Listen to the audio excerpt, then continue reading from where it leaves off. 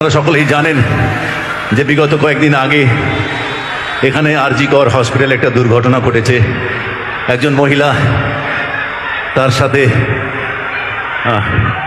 খুবই নির্মমতার সাথে অত্যাচার করা হয়েছে।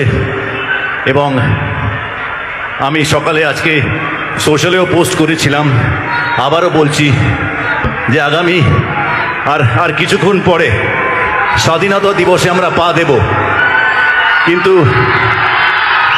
মাঝে মাঝে এরকম ঘটনা যখন ঘটে তখন মনে হয় আমরা সত্যি কি স্বাধীন হয়েছি।